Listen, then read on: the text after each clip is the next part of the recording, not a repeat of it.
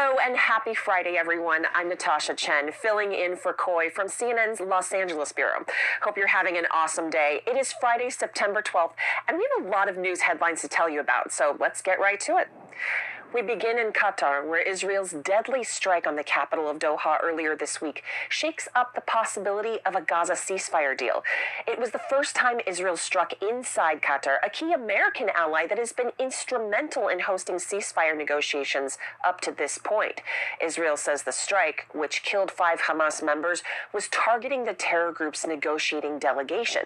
Now, those officials had been visiting Doha for a while to participate in those ongoing ceasefire talks. Israeli Prime Minister Benjamin Netanyahu has made it clear that Israel will continue to go after the Hamas leaders responsible for the October 7th terror attacks, whether they're in Gaza or abroad. But the strike in Doha is not only sending shockwaves through the region, it's also now unclear if a deal can be reached, not just for a ceasefire, but for the release of the remaining hostages being held by Hamas. Qatar's prime minister was meeting with the families the very morning of Israel's attack and has publicly condemned Netanyahu for it. He spoke exclusively to CNN about the situation.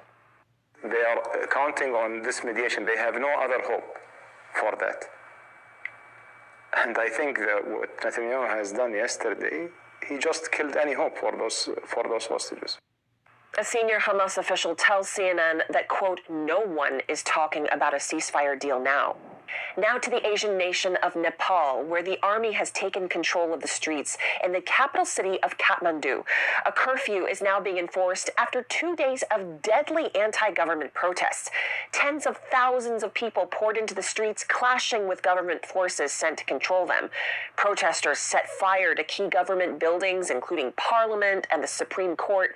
And Nepal's prime minister and several cabinet members have resigned in the face of the massive demonstrations.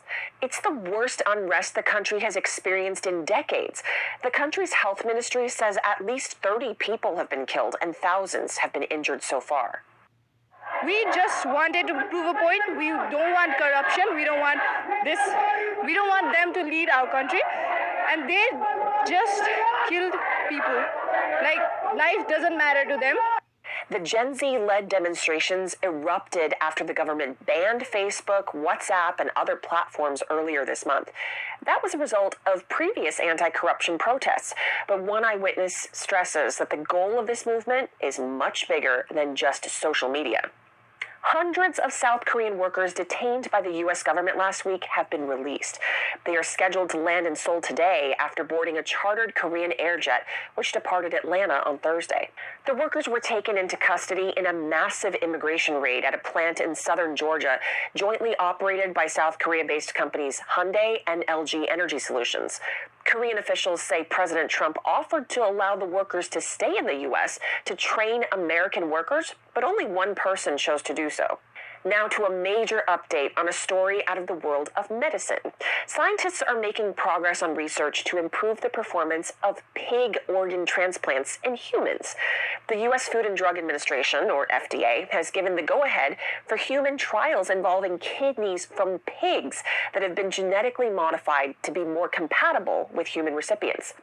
This is important because there are more than 100,000 people in the U.S. alone waiting for organ donations, and 86% of those on the list need a kidney. The average wait time to get one from a human donor is currently 3 to 5 years, but depending on the recipient, it can take as many as 10 years. Time for 10-second trivia. Which invasive species is a major problem in Florida's swamps? Burmese pythons, Komodo dragons, anacondas, or rattlesnakes?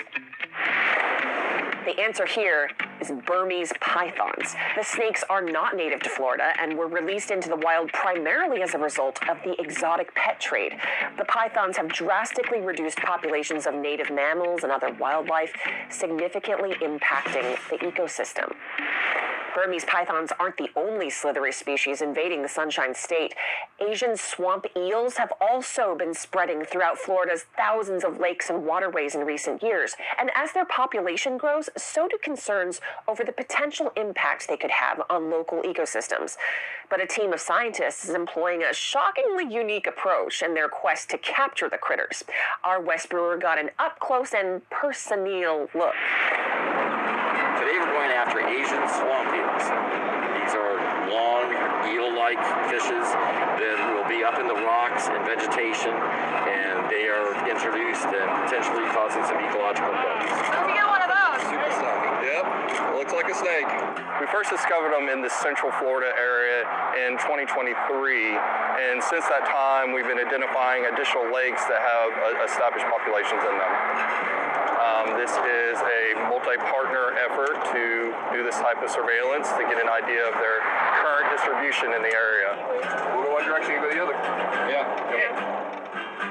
We have a tool called the Flood and Storm Tracker where we look at post-flooding conditions and the potential for movement of non-native species like our Asian swamp eels. There is potential once a population is established in one lake, they can be spread to other lakes through those flood actions.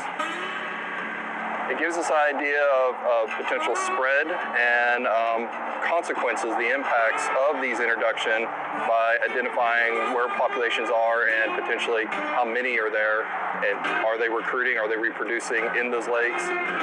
We produce an electrical field around the boat through an anode and a cathode. So you saw the boom out in the front, and then we have metal wires that trail behind them.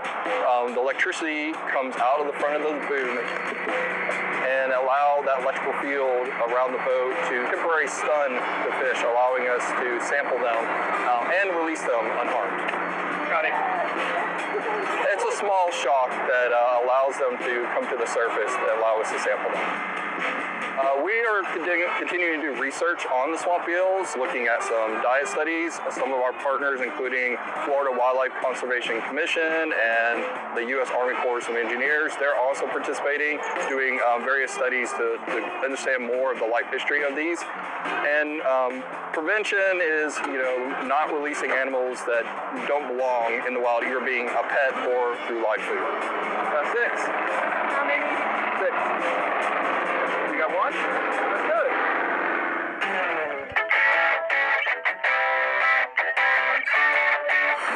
Today's story getting a 10 out of 10.